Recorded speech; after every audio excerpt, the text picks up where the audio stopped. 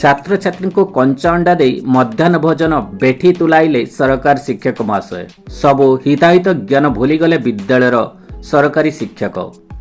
मध्याह्न भोजन रे कोमलमती छात्र छात्री को तरकारी बदल रे देले कंचा अंडा।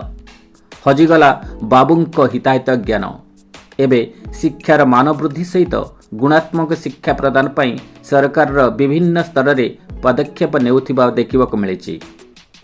सरकारी विद्यालय प्रति छात्र छात्री मानक आकृष्ट करने सह उत्तम स्वास्थ्य पाई विद्यालय परिसर शिक्षादान पद्धति मध्याह्न भोजन रे अनेक परिवर्तन करा जायछि।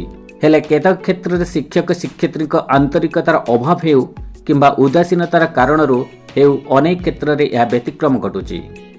एहिभଳି एक घटना गंजाम जिला कोदला एनएसी स्थित कोर्ट प्राथमिक विद्यालय देखा मिली।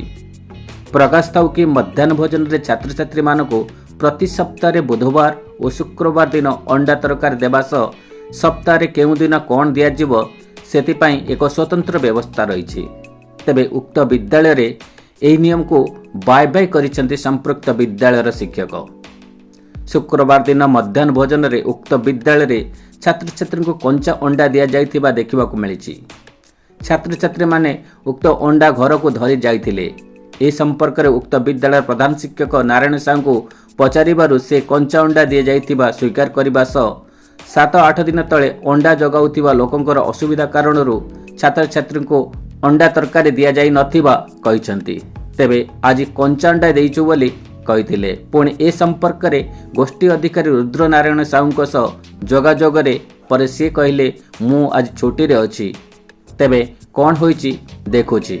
एटी प्रश्न उठुछि उक्त विद्यालय रे मात्र 76 जन छात्र छात्री अध्ययन करुचंती। जदि अंडा जगाउथिबा व्यक्तिंकर कोनोसी असुविधा हैला तेबे कोदला एनएसी रो कोनोसी दुकान रे 76 सीजा अंडा मिले नहीं कि जेउथि पई सरकार नियम को उल्लंघन करी पिलामानक हाथ रे तरकारी बदल रे कंचा अंडा देले शिक्षक महाशय।